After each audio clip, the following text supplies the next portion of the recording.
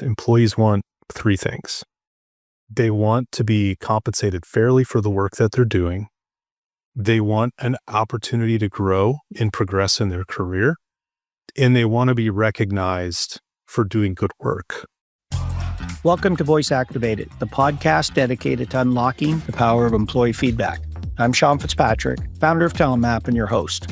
In each episode, we'll dive into real-world examples and best practices, as well as some lessons learned from employee surveys, pulse checks, focus groups, 360s, and more. If people are at the heart of your business, you're in the right place. Expect open conversations, practical advice, inspiring stories from companies that are getting it right, and some reflections from those who've hit a few bumps along the way. Tune in, listen up, and let's activate the voice of your employees.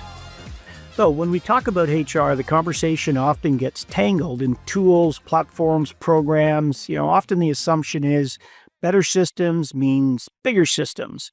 And the only real way to scale culture is just to keep adding them. But what if the opposite were true? What if the real magic in employee engagement and culture lies not in growing complexity, but in greater clarity? Today's guest has built a career on that belief. Greg Waechter is a managing partner at Super Simple HR, where he helps high-growth startups and companies build people operations that are lean, human, and effective. He's led HR inside organizations that grew from 50 to 500 plus employees and helped reduce administrative burden by 60%, all while raising employee engagement by 40%. Greg just doesn't simplify HR. He really helps restore its purpose, helping people do their best work. In this episode, we'll unpack what scalable, human-centered HR looks like in practice and why less complexity might be your key to unlock success. Greg, welcome to Voice Activated. Thanks, Sean. Thanks for having me. Happy to be here. Greg, you've worked with dozens of growing companies, and you've gone through, it looks like 3 IPOs, 4 exits. Sounds like pretty interesting, exciting, if not probably challenging work at times. But you decided to leave the business side of the corporate side and really start out on your own in a consulting role in Super Simple HR. Why'd you make that jump, or why'd you make that choice? Great question. And I think it's really a couple of reasons, right? One is I'm a builder at heart. I love kind of jumping in and starting things from scratch, or even fixing things that maybe have been broken. And I found working in some of those companies that were growing quickly, when they kind of leveled off on the growth, I started getting bored and I was looking for things to break so I could build again. And then beyond that, I've got 2 young sons that are, 3 and 1 right now.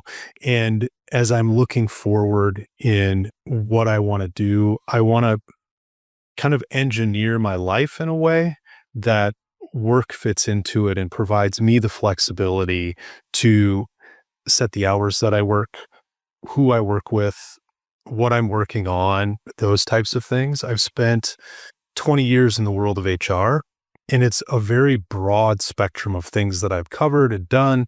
And just like any other job, there's stuff I love and there's stuff I don't really like to do. Like the payroll, compliance, those types of things. They're great. They're neat, they're table stakes, but it doesn't get me out of bed in the morning.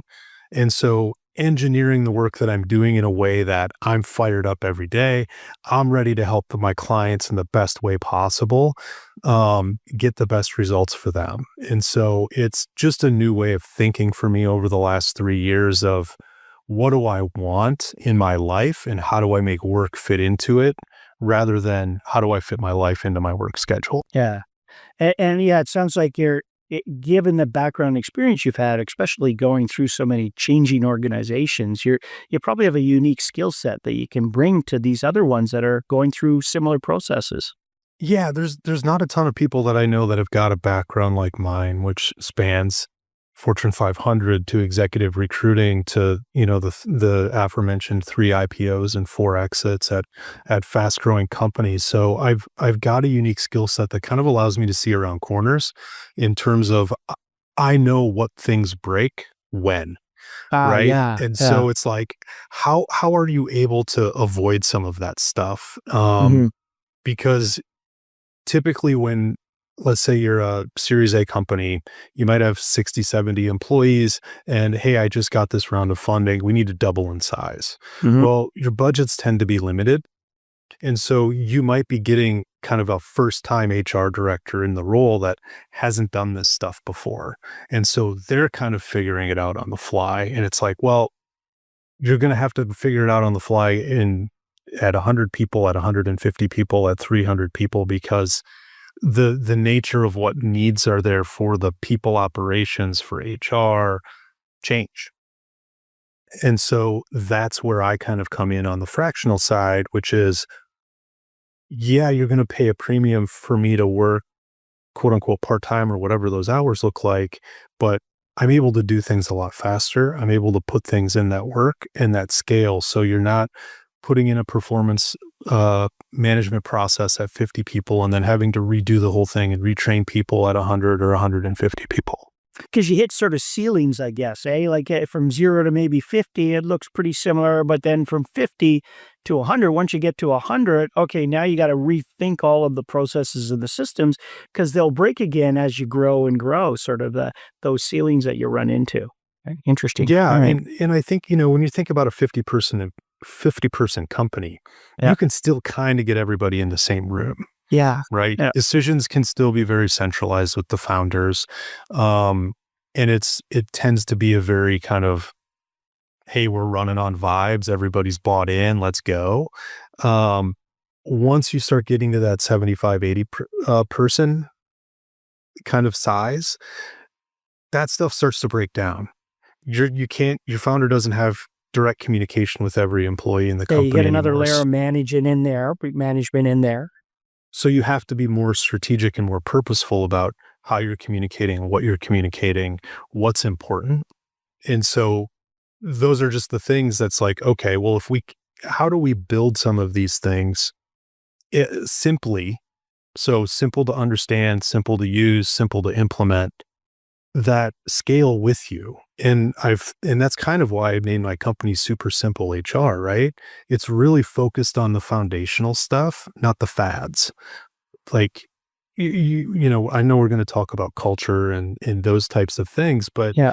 early in my career, I thought Like what are culture. some of the foundational pieces when you're talking about foundational pieces for, a 75 person organization or something like that? Yeah. Well, I think this is foundational whether you're 75 or 7,500. Mhm. So if you want to be a truly employee first company, it means, what do employees want? In my experience, employees want three things. They want to be compensated fairly for the work that they're doing.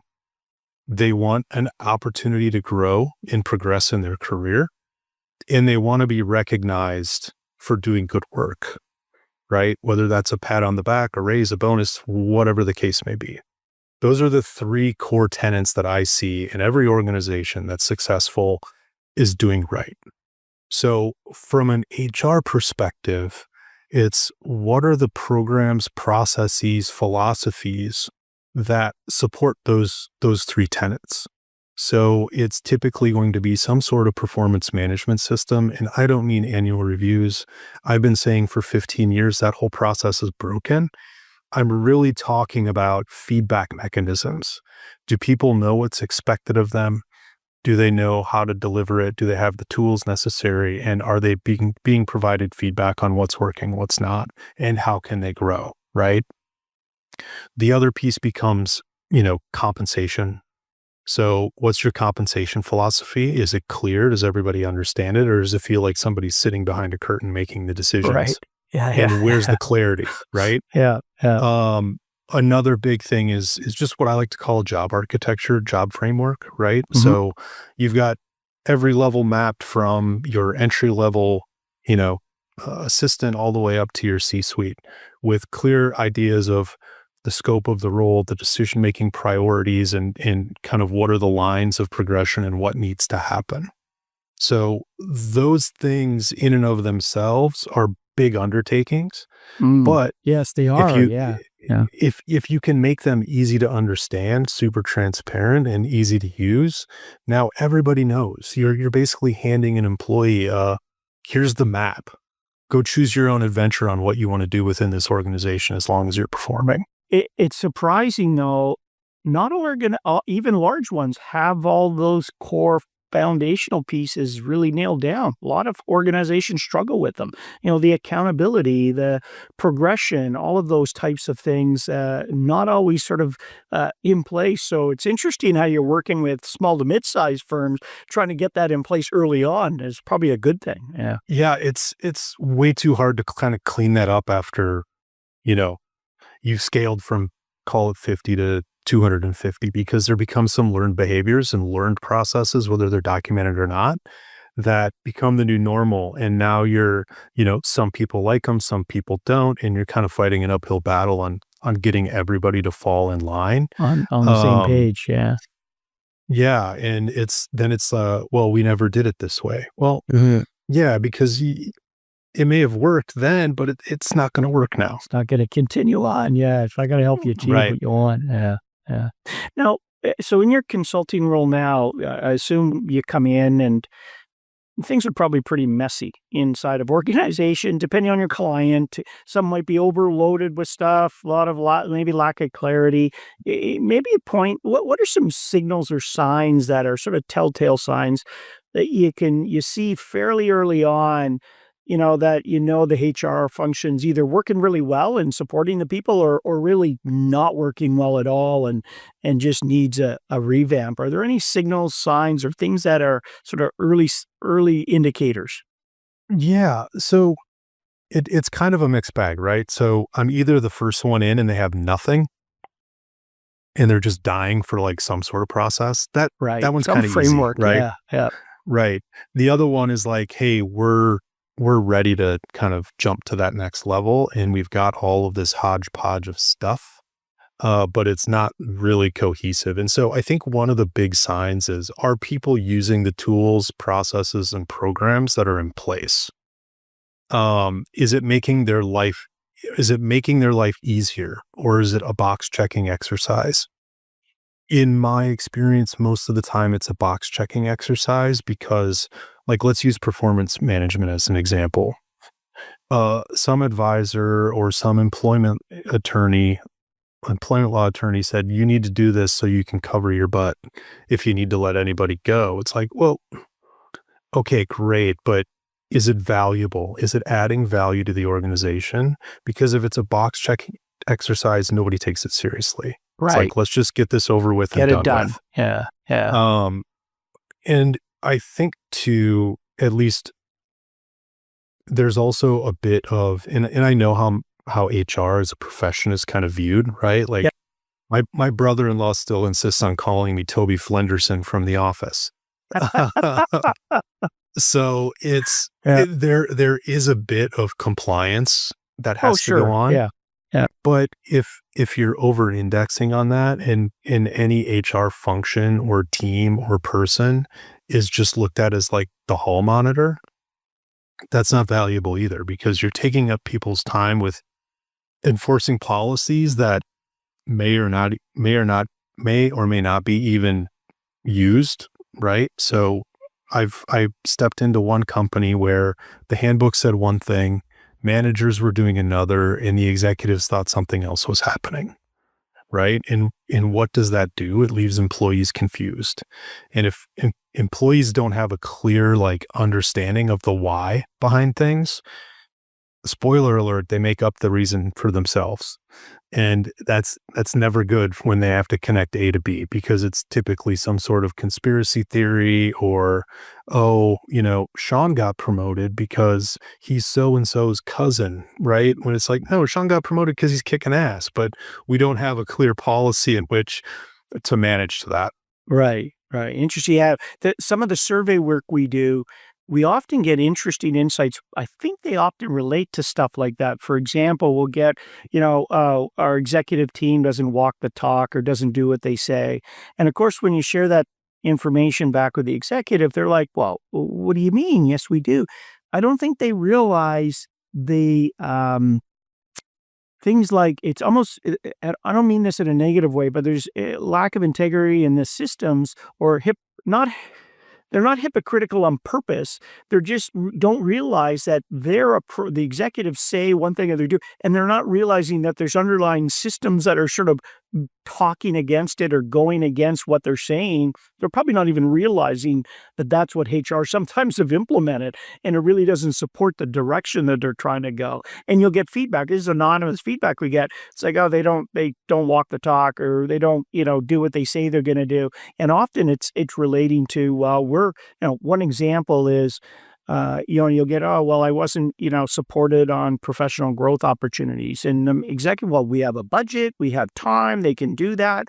But when you sit down with the employee and find out, well, what happened is, well, yeah, we do have that, but every time I apply or ask my manager if I can go, I can't. Timing's not good. We're way too busy. Can't make it to that. So even though there is the policy there, I don't feel like I'm supported to be able to go on those events or conferences or training when when they're available and stuff like that. So the systems do one thing and then the executives are doing another. So that lack of clarity comes out in things like that is what we see sometimes. Yeah.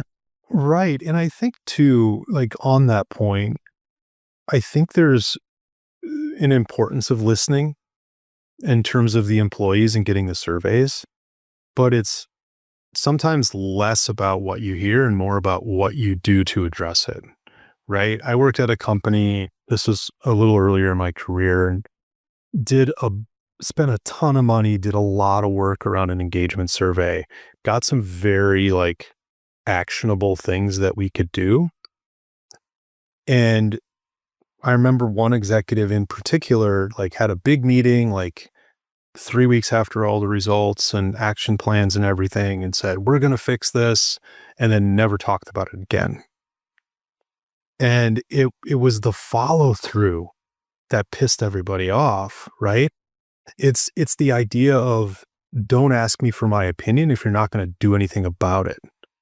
And so I always caution leaders when it comes to engagement surveys, if you're not going to do anything with it, don't do it. It's going to do more harm. It's going to do more harm than good. And you may not like what comes back, but you have to take an honest look and still address what's coming back, because these folks are living it every day. Yeah. You may not believe it. And, to your point earlier about maybe not walking the talk and things, I think especially C-suite executive level folks, founders, people that I work with a lot, they lose sight of the fact that they're talking about this stuff constantly. They're thinking about this stuff constantly. And unless they're explicit with their direct reports and their teams about, this needs to go out, you need to talk to your teams about it, it kind of the communication dies on a vine. And so there's this big disconnect, the bigger the company gets, between what the executives believe is happening and what's actually happening, what the executives believe is being communicated and what the employee's hearing. So it goes, it's kind of tangential, but I tell founders that I work with when they're trying to keep their culture strong through growth is, you have to talk about something about culture every single meeting, every single communication point, to the point that you're going to be so sick of talking about it that you're going to want to beat your head against the wall. Yeah. But that's what needs to happen, because what you talk about and put your attention on as a founder is what everybody else puts their attention on. So if you think culture is important, then you need to continue to reinforce that every chance you get. Yeah, that's interesting. And I've seen that in some of the work we've done. Is you're right, executives, leaders are often working on stuff for quite a while, sometimes months in advance before they finalize it and roll it out. By the time they roll it out, they're sick of it. They're like, okay, we're done. Now we rolled it out. Well, let's go on to the next thing. And it's really, now that's just the beginning, because that's when the employees have to implement whatever change or process or system or strategy you're trying to get going. And they're just hearing it for the first time. They need the months of sensitization to it, so they start to live and breathe it the way the executives have. So I know that's a real challenge. I'm glad you pointed that out, because they got to do it so often where they literally feel like, oh God, doesn't everyone know this by now? No, they don't. Do it again. That's why you get paid well. You got to bang your head against the wall on some of this stuff. Yeah. Yeah. Well, and depending on what you're talking about too, some of those things, and I'm going to continue to go back to performance management because that's where I've seen like the most disconnect on all this stuff. In theory, the executives are like, yes, we need this. But when you ask them to do any of it, participate in any of it, it's like, oh, I can't be bothered with that. It's good for the employees, but I can't be bothered with it. It's like, well, then why are we doing it? Again, then it comes back to the box checking exercise. And so I think, especially as you're talking about people, culture, engagement, those types of things, it really comes down to authenticity, right? Because in any sort of culture, there's the articulated piece of who do we say we are? There's a bit of an aspirational piece in terms of who do we want to be? And then smack dab in the middle is like, what are we actually doing? And if those three things aren't tightly aligned, you don't have any authenticity, right? And so, I think back, and it's probably been 10 years now, when Amazon just got raked over the coals on the New York Times article about how bad their culture was and all of this Yes, I remember stuff. that. Yes. Yeah. I can guarantee you Amazon saw a huge uptick in applicants after that because they are authentically them. This is who we are. We are going just cutthroat, top performers only, and that's going to appeal to certain people, Exactly. Yeah. And so that's authentically them, right? And it's almost like drinking the Kool-Aid. And other companies I've worked with have been all about like, let's all be friends, we're a family, all of that type of thing, which is great. You want to say it, but if you're truly a family, are you going to fire anybody? How many, you know what I mean? Like those types of things. And so it's being very purposeful about how you communicate these things, but also making sure it's authentic to what you truly believe and where you want your company to end up. Because otherwise that cognitive dissonance that it creates in employees can just wreak havoc. Yeah. And they pick up on it really quickly. It may not be all conscious all the time, but they pick up on those little differences and just like, whoa, that just doesn't make sense, or it doesn't jive with what I heard or seen. And it sort of builds in not one instance or one issue doesn't do it, but it's over time, often gets multiplied in an employee's mind and might drive them to leave or disengage in terms of that. I'm going to flip over to just, because you touched on it, but actually before you do that, I want to touch on something. Performance management. You brought that up a couple times, and they are a really, even a number of years ago, we went through a bunch of stuff. I remember Deloitte talking about, we're getting rid of our performance management, performance review system, and that, so it'd be interesting to hear your take on it, how you think about performance review. I know you talked about, well, you don't really see the older style. That's not what you're thinking of, but tell us what it looks like. Particularly for a small to mid-sized firm, what does a good performance management, performance feedback, whatever it's called, what's it look like and how does it work? Great question. It's really about continuous feedback, right? So the companies I tend to work with, they're changing a lot, right?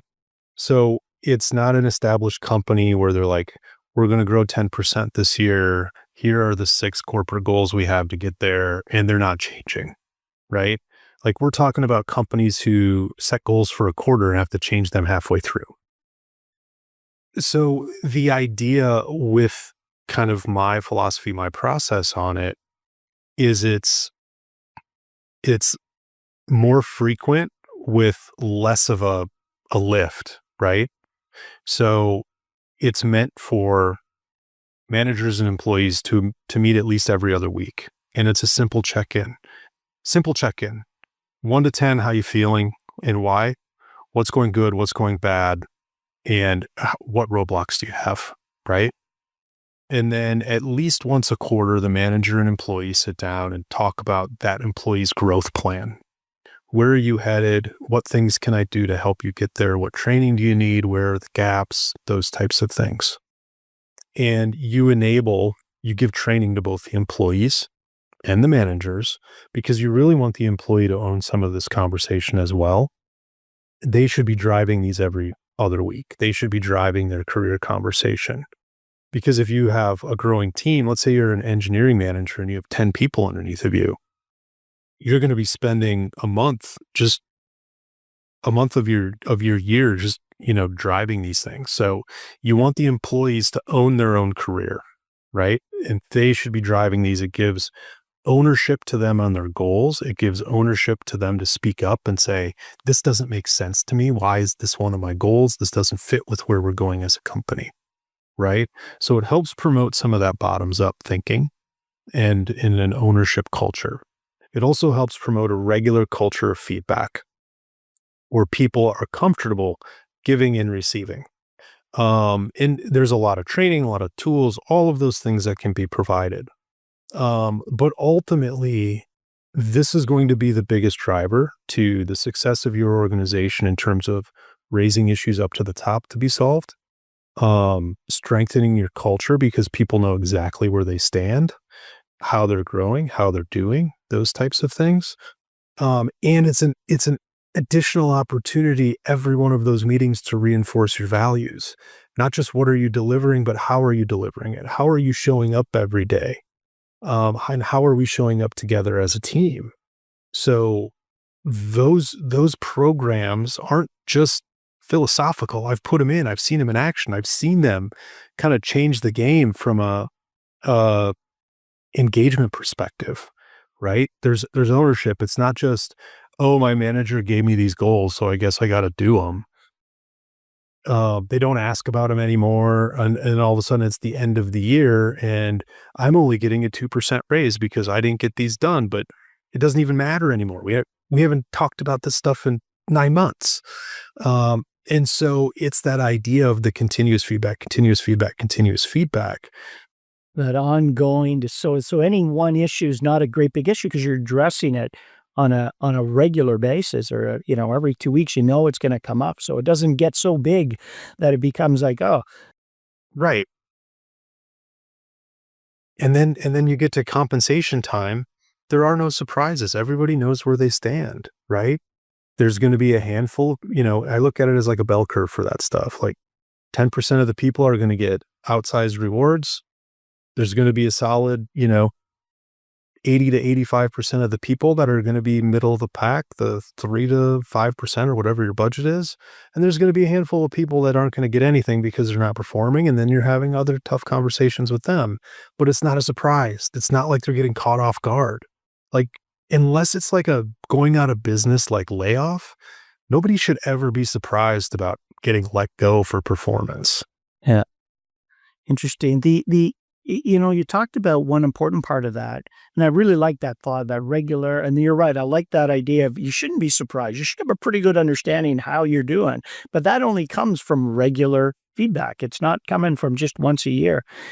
Sometimes though, you might see, and it's maybe a little bit more with younger employees or, depending on where they're at in their career or how they're thinking about their career.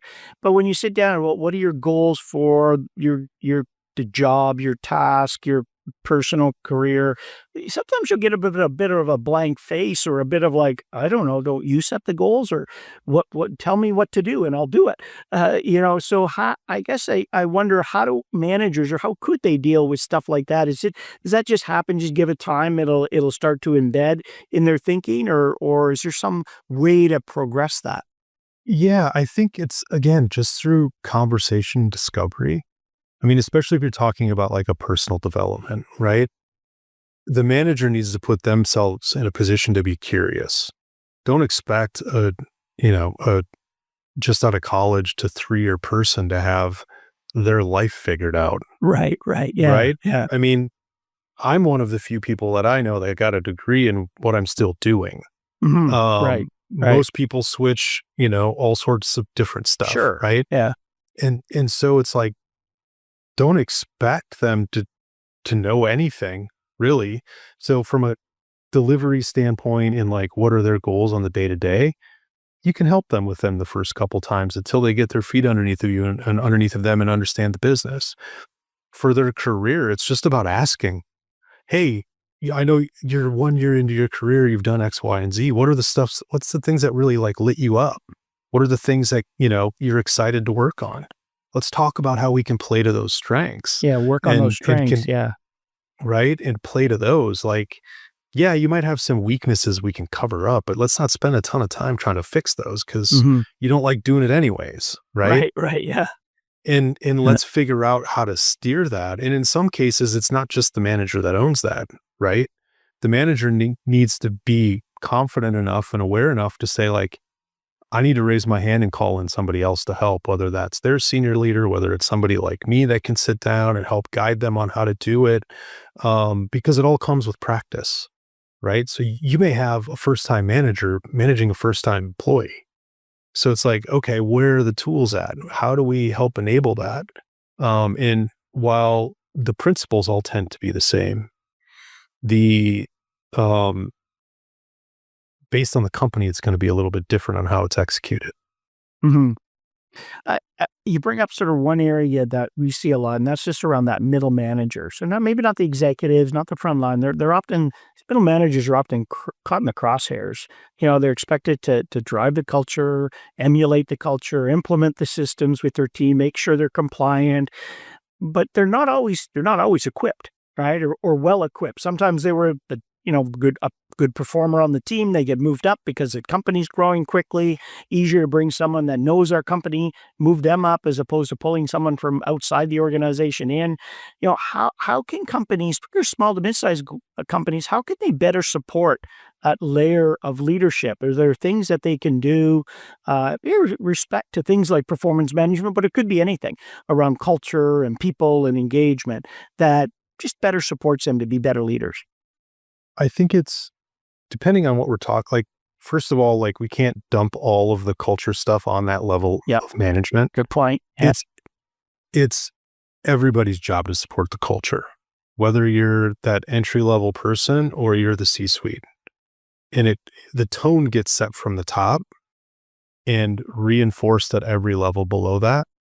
And that's where it comes into constantly reinforcing from a values perspective, not just what's on the wall, but how they show up every day, and almost deputizing your employees to hold themselves and each other accountable. And again, if you have a culture of feedback, if I'm working with somebody who's not living up to those values or not kind of doing the things that they should be doing, I need to feel comfortable saying, "Hey, John, come here. Can we talk a little bit? What's going on? Like, it doesn't feel like authentic to what we're trying to do from a values perspective. Is there something I can help with? Like, how do we get past this?" So that cultural piece needs to be shared across everything. But as you're talking about like programs and things that managers are in charge of and have to help implement, it's all about training. It's all about tools and it's all about practice, right? Like, don't expect when you roll out a new performance program or a new whatever program that everybody's going to get it the first time. They're not. It's new, it's different, right? Don't expect if you're telling managers, hey, you need to start doing one-on-ones every other week with your team, that it's just going to go great.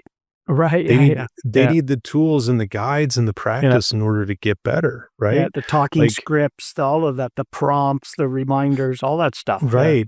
Yeah. And I mean, it's interesting. I saw something, I don't even remember where it was the other day, but they talk about, professional athletes. They've been practicing their craft since they were probably 8, 10 years old. And they're practicing for 40 to 60 hours a week just to play in a couple games a week, right? To perform. That model doesn't exist in the professional world. You're just supposed to execute. You're in a game 24/7. Where's the practice? Where's the ability to do that? Um, and I don't I I'm not suggesting like all of a sudden we flip the script and it's like, okay, everybody gets a day a week to just practice management. It's not really like how it works, but you got to carve out some time and have some tools available for folks to use, right? And I think that's kind of the place where those middle managers have been underserved and undersupported by kind of that corporate environment. Yeah. You can't expect them just to have it. They need to be intentional about developing it. That's what you're saying. Right. And in startups that are growing fast, they have neither the time nor the resources to really kind of provide that safe space.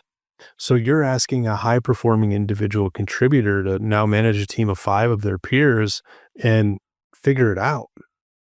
That's a scary proposition, Sean. Like, how the heck, how do you think they're going to be successful? And why do you think there are folks now that are just like, I don't want anything to do with management? Yeah. Well, it's a growing group, right? I'd rather just stay as an individual contributor. Don't put me in a manager role, because it used to be everyone wanted to move into managing goal many years back, but not so much anymore. Yeah. Well, I mean, I always joke. So my mother, when I was growing up, ran a daycare, right? So I always joke I followed in her footsteps career-wise, and I just run an adult daycare now from an HR perspective. Um, but it's real. Listen, like I don't want to be like the old millennial Gen X, whatever, that's like, oh, these kids these days. I was the same way. I was the same way when I was coming out, right? Like overconfident about my abilities, a little cocky, like, I don't need your help. You don't know what you're talking about, old man. Like that type of stuff. That hasn't changed. Where I see things falling down for some of these folks coming in and why managers don't want to manage them, they have very little work experience when they get into the workforce. I mean, I had a paper route when I was a kid. I was, working at a restaurant from 16 all the way Mhm. through college. Like I held jobs. I had to like interact with people and learn how to Yeah. communicate with people. Yeah. Show up on And time, deliver while right, you're there. Yeah, yeah, yeah. Yeah. exactly. And so a lot, and I'm not saying this is not a broad statement, but it's going to sound like it. A lot of the kids entering the workforce now, or adults entering the workforce now, they grew up on their screens, on texting, not having the one-on-one communication, not having to work together through things, and maybe not having many jobs because their parents wanted them to focus on their education, right? They're unprepared to enter the workforce, and you have managers that have enough shit going on that they're like, I don't have time for this. And it's gonna crush an entire generation of people coming into the workforce, and it terrifies me. Mhm. Interesting. Yeah, I never thought about it, but when you bring it up, especially if you think about people entering the workforce, and I don't know, I have a daughter that's just starting to enter the workforce. In her, she worked, but not the way we like. I similar. Yeah, worked at McDonald's and I worked at a lumber yard. All these jobs you take as you go through the years. She worked as a lifeguard, and that was good. But even some of her friends never worked. They were in organized sports for much of their career, or much of their, high school and university and college. And they really haven't. And then COVID obviously exacerbated that period where they just haven't had that time in front of, and with peers and colleagues in a work environment that maybe, previous generations just had a lot more experience with it. So, yeah, it's a tough role for managers for sure when you add that complexity on top of it. Right, and then to your point earlier, you've got senior management. Why isn't this delivered? Why isn't this happening? And in a lot of companies that you see now, the directors are kind of the director level folks are kind of that player coach. They're expected to deliver and manage. So you're asking them to do 2 jobs. And there's also the fad a few years ago of like, let's just get rid of the management level and empower everybody.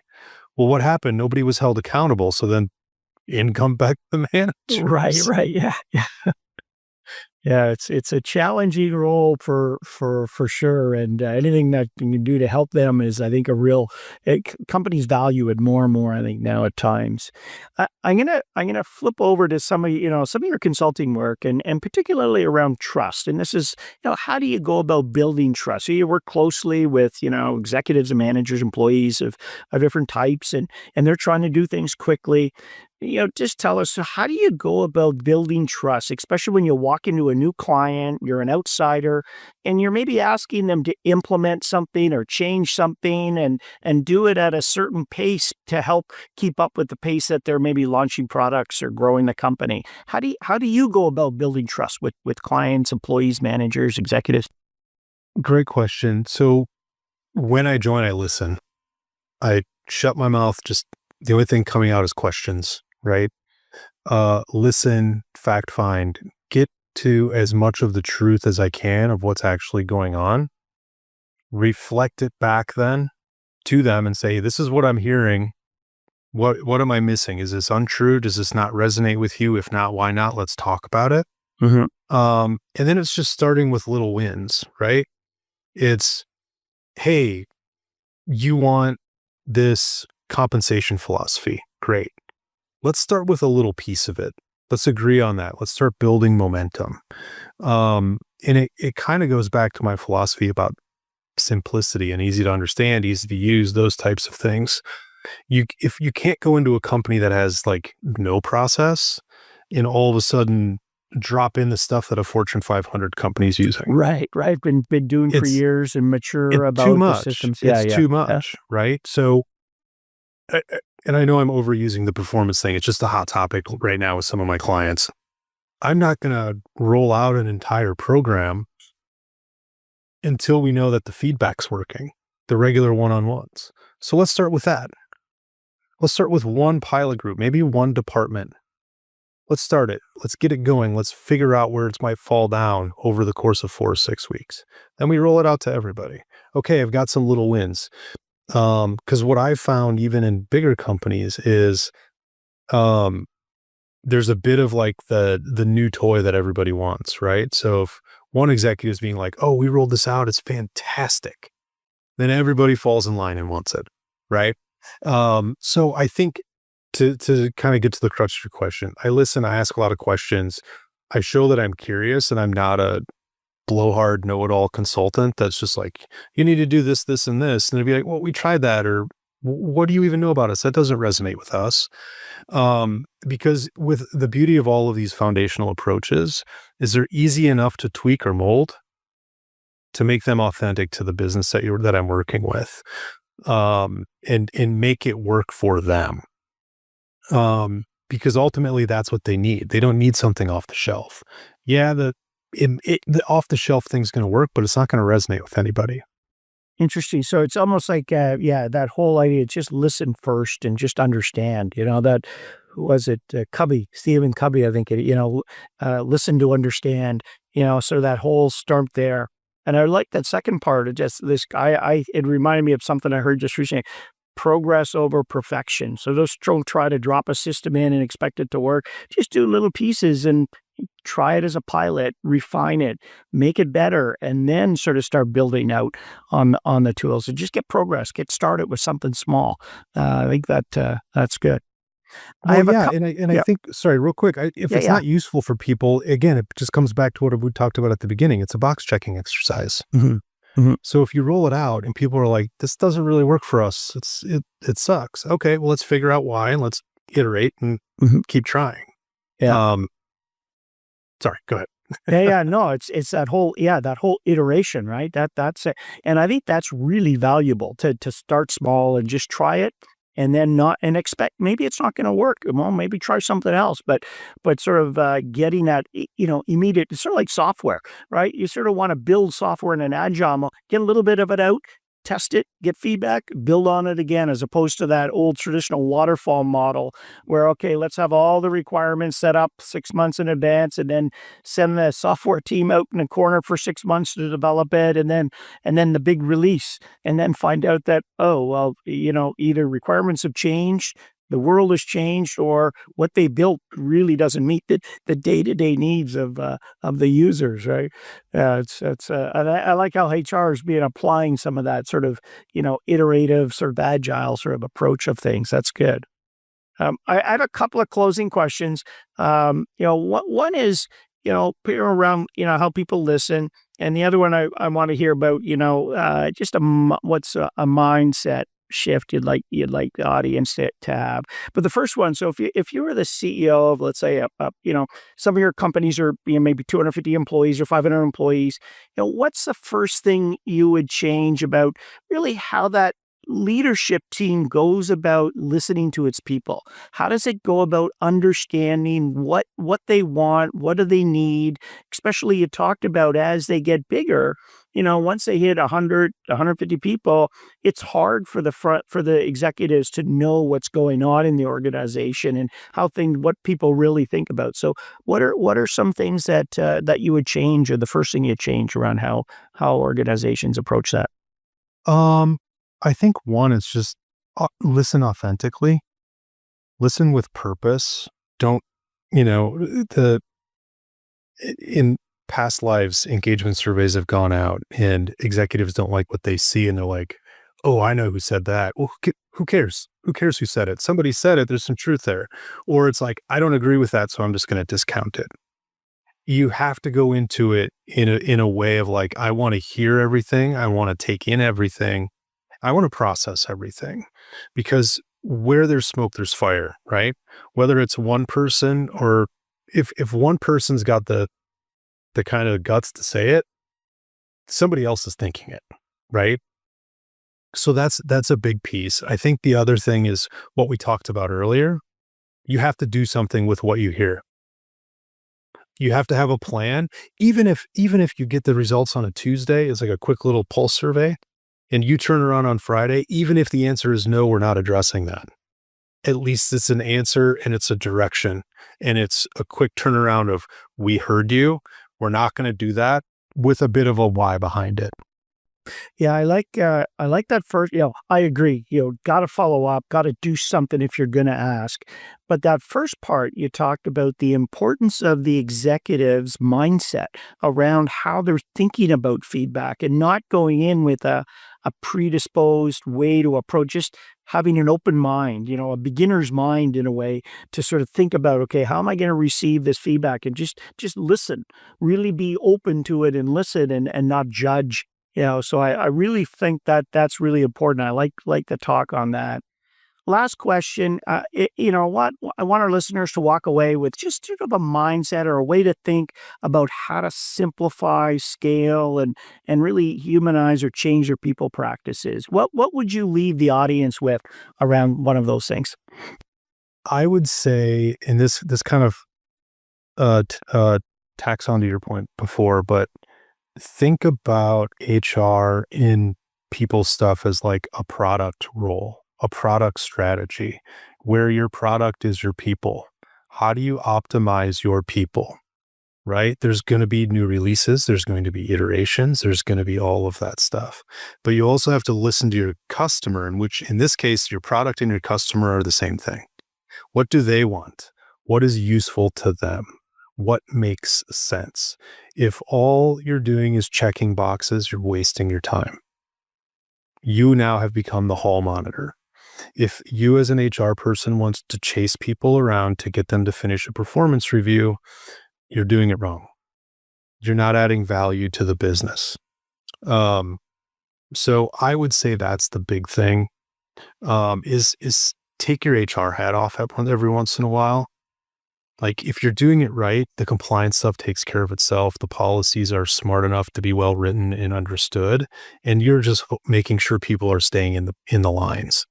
But if you truly want to make an impact on the business, you got to focus on your employees and make sure you're giving them what they want. I mean, obviously within reason, right? Like, we're not going to roll out $1 million bonuses to everybody tomorrow, but goes back to those 3 pillars.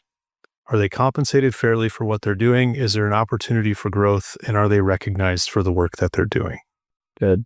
Yeah. No, If that's you could great. do that, you're golden. Yeah. You've got a really solid foundation. And I like that, how you brought that from the very beginning. You close it in on that. So that's great, Greg. Greg, how can people reach you? So what's the best way for them to reach out? Tell us about that, if someone sort of wanted to talk to you and learn more. Yeah. So they can find me at supersimplehr.com. LinkedIn is a great way to find me. Greg Waechter, searchable, search Super Simple HR. You can find me that way in LinkedIn. I've got links and everything on there to book a meeting with me. And, one of the things I've been doing lately is just kind of have like an ask me anything for founders. in which I can guarantee I can solve your problem, your HR problem, in 20 minutes or less Oh, with a wow. solution that's easy to use and easy to implement. Just one. I can't solve them all, but I can solve one of Okay, them. one. Yeah. So yeah, I would say LinkedIn or my website's the best way to get me. Excellent. Well, thank you very much. It's been a pleasure. And we learned a lot All about right. super simple HR. All right. Thanks so much for having me, Sean. It was great. All right. Bye-bye. Thanks for listening to Voice Activated. If you've heard something that got you thinking, don't keep it to yourself, share it. Talk about it, put it into play. That's how better workplaces get built.